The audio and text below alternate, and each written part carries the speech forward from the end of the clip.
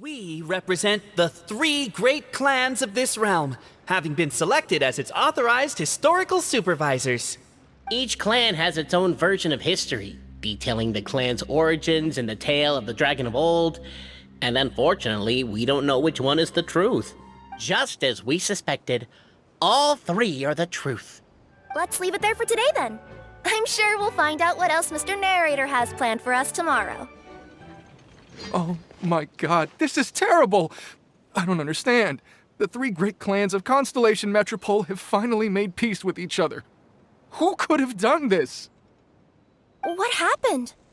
Oh no, someone's lying on the ground. Cappe! How did this happen? Cappe, you idiot! Wake up! You need to revise your last words or everyone's gonna start suspecting me! Last words? What did he say?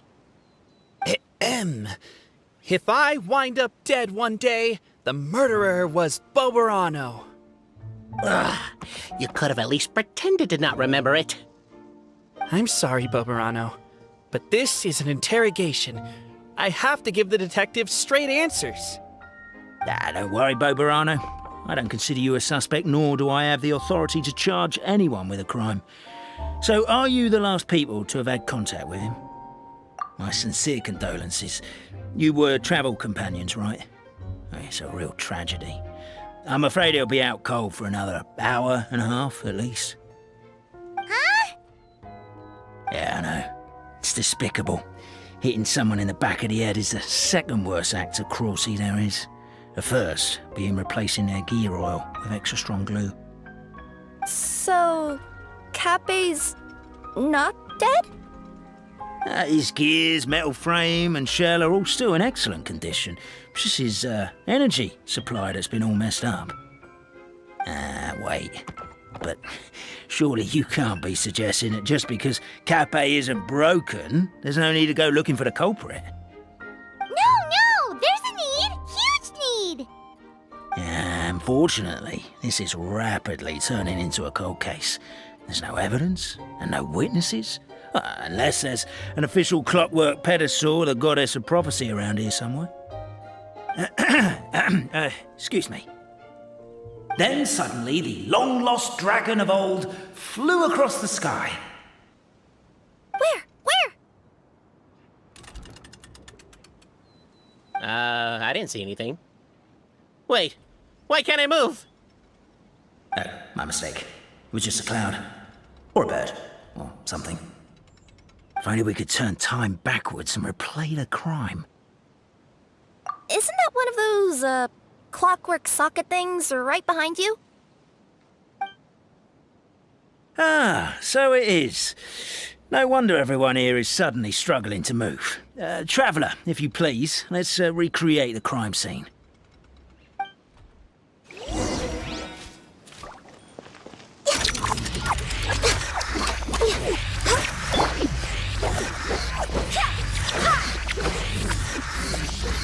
The crime scene's too chaotic. I can't make heads or tails of it.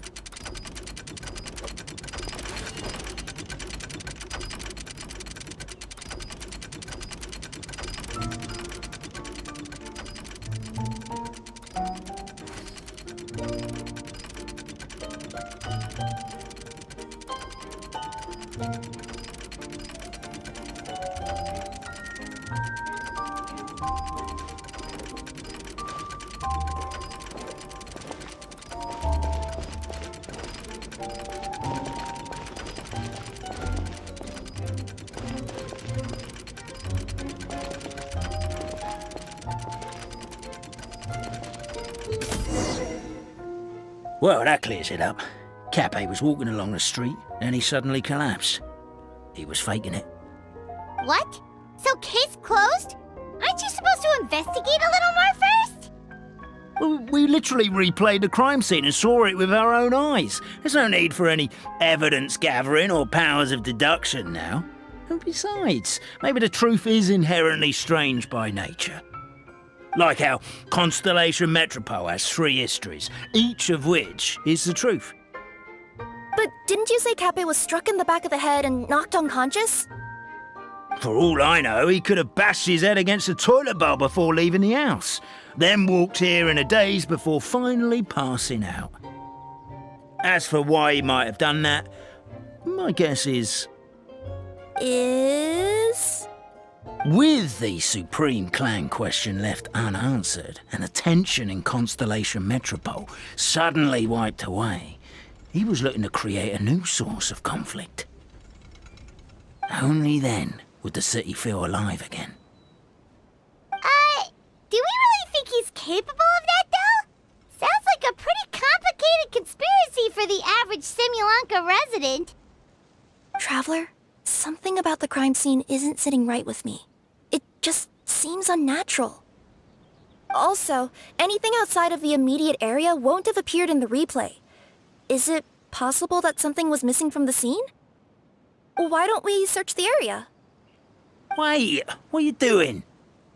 Oh, we're gonna head to Cape's house to check the toilet bowl for signs of an impact. A pickaxe? What is it doing all the way down here? There's gotta be a story behind it. Let's take it. There's a spear here. It looks so mysterious. Let's take it. There's a strange potion bottle here. It looks so...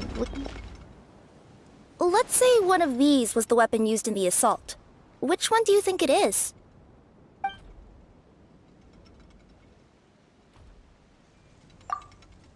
If it was the pickaxe, Cape sure is lucky it's not still lodged in his head. Actually, you're wrong there, Paimon.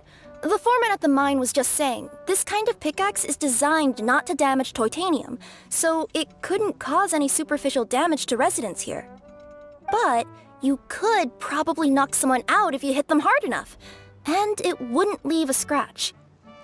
Let's take this back to the crime scene and replay it one more time. Ah, you're back. How was the toilet at Cape's house? Toilet? What about it? Yeah, forget that. What's this about? What are you trying to say? We thought the way Cape fell looked odd, so we searched the area for suspicious items and found this. It could have been deliberately placed out of range of the crime scene so it wouldn't show up when we replayed it. Now we've retrieved it, we were gonna replay it again. You don't mind, do you? I just remembered I forgot to turn off the clockwork switch in my kitchen. Yeah, I think I'll just, Oh, no, you stay right there.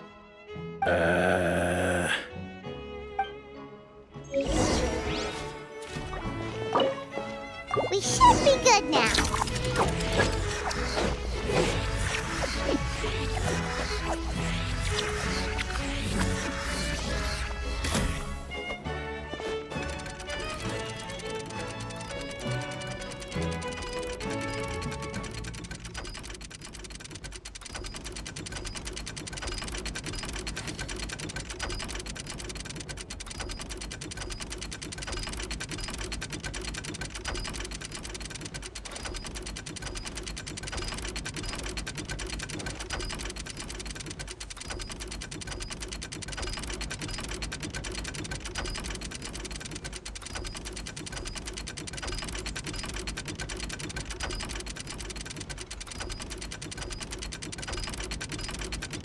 It's time to move on. We shouldn't stay here. So you're the attacker!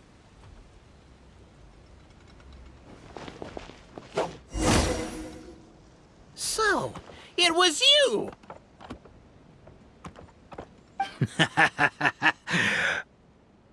I would congratulate you for cracking the case, but since I did such an abysmal job of covering my tracks, it didn't exactly have your work cut out for you. So, all I can say is... Catch me if you can!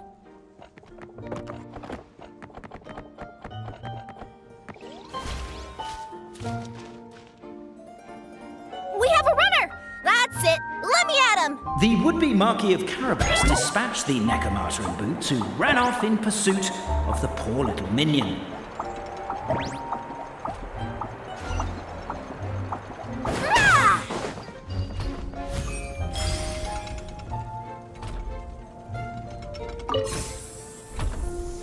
Dominion's poor little lower back was protesting painfully against the intense physical activity.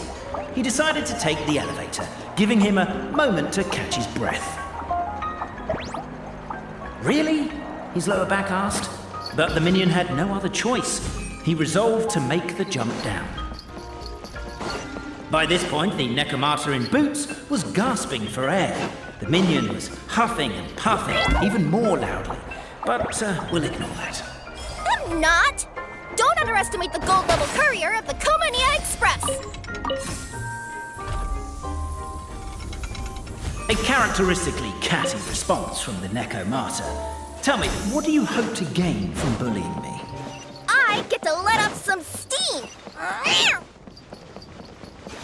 Ha-ha! You fell into my trap! Oh, and by the way, remember the glue you got stuck on when you first entered the future Marquis's abode-to-be? Well, that was also me. I did it using my powers. Rats! Oh, I'm so jealous of you guys right now. You can just jump out of your shoes and keep running, but Wait, I'm wearing... The unnamed minion made a last-ditch escape attempt. He began his long climb, up the wall, the tall wall. He began his long climb up the tall wall. You call that a tall wall? I'm beat. I surrender.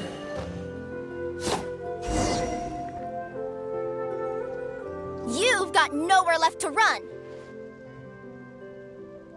All right, I confess. That was fast. Getting caught by you here was a backup plan.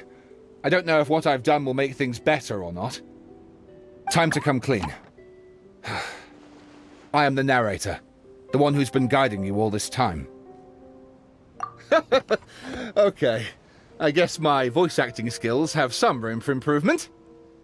Anyway, I only did what I did because... Why are you suddenly spilling the beans? I poured my heart and soul into all this. I was worried you wouldn't ask. The truth is, I was one of the first conscious beings ever made by the goddess of creation, and I've known for a long time that this whole world is just a fairy tale written by the goddess of fate. I know they say that fairy tales are just made up for kids to read, but I refuse to believe that fairy tales are just fictional stories and nothing more.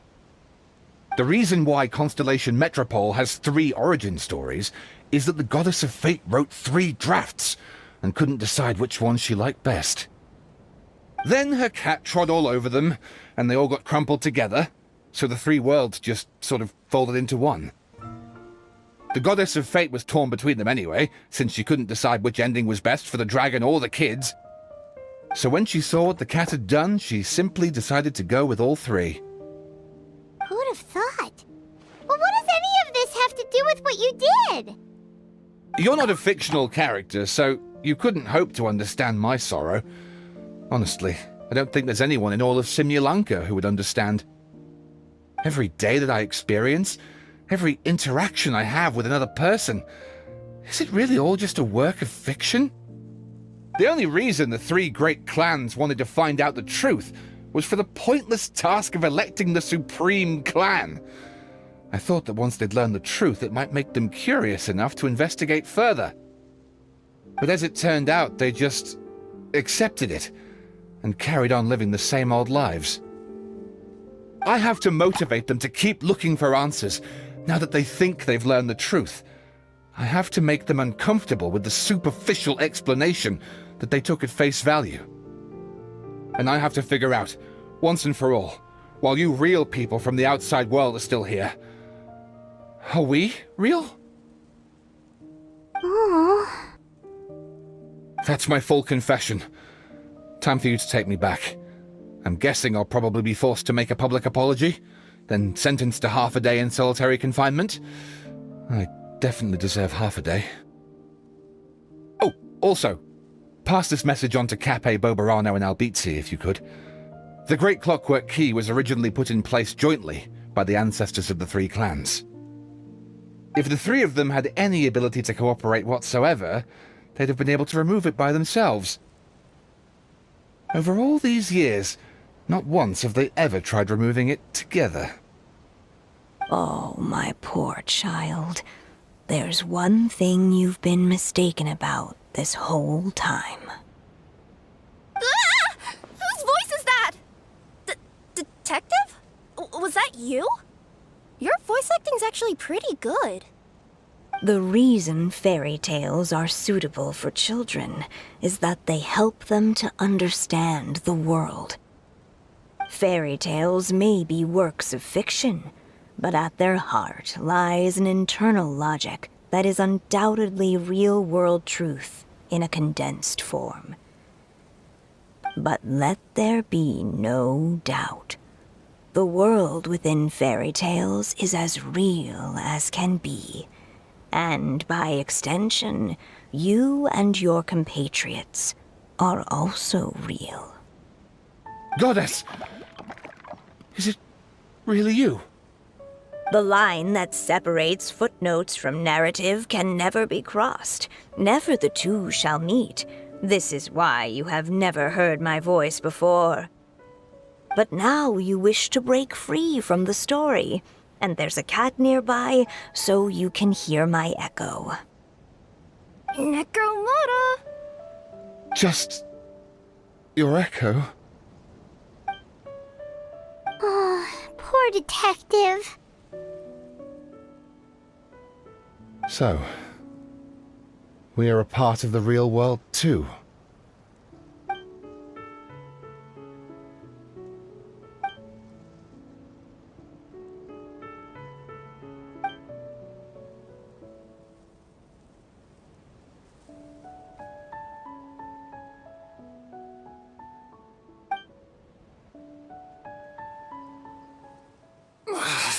My head's spinning. Albizzi just gave me a quick rundown of the situation. So you caught the detective? Sorta. We chased him until he surrendered. Oh, and he asked us to pass on a